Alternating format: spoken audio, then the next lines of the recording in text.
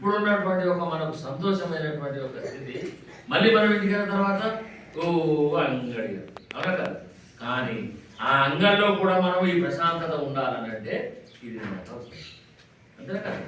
తర్వాత మళ్ళీ వారం మీరు ఏం చేయాలంటే ఎవరినైనా కానీ ఖచ్చితంగా మీ యొక్క నొసుకన బొట్టు పెట్టుకొని రావాలి. బొట్టు పెట్టుకోక రావద్దు. ఆడవాళ్ళు గాజులు లేకుండా రావద్దు. జ్ఞాపకం చేసుకోండి. ఓకే.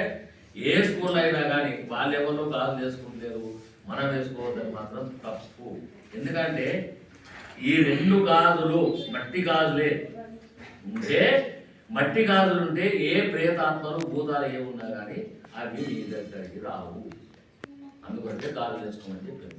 కాబట్టి ఏం చేయాలి మీరు 2 గాజులు ఖచ్చితంగా మళ్ళీ వారం ఆడవాళ్ళు గాజులు లేక రావద్దు. ఫస్ట్ టైం, ఎందుకంటే మొన్న వారం చెప్తుంటే కానీ మీకు అర్థం కావాలని చెప్పలేదు.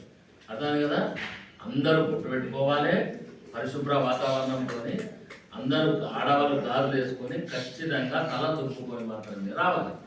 ఒకవేళ నూనె ఉన్నా లేకున్నా కానీ తుప్పుకొని రావాలి. ఓకే, అర్థమైందా? ఏం చెప్పారు? ఆడవాళ్ళు ఖచ్చితంగా గాజులు వేసుకొని రావాలి. వాళ్ళు ఎవరో అనుకుంటున్నారని చెప్పిన మనం ఏమనుకోవద్దు. ఓకేనా? ఇప్పుడు మనం ఎన్ని శ్లోకాలు నేర్చుకున్నాము? 2 శ్లోకాలు నేర్చుకున్నాము. ఎన్నో అధ్యాయము?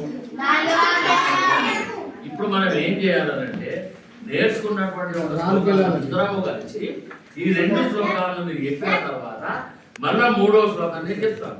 కొత్తగా వచ్చినటువంటి వారు ఉన్నారు కాబట్టి వాళ్ళప్పుడు నేను మొదటి నుంచి శ్లోకాలు చెప్తాను. ఓకేనా?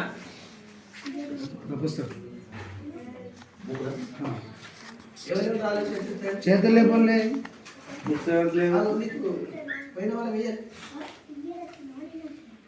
ఇచ్చిన వాళ్ళు అదే తెచ్చుకోవాలి. ఇచ్చిన వాళ్ళు భగవద్గీత క్లాస్ వచ్చినప్పుడు బుక్ తెచ్చుకోవాలి.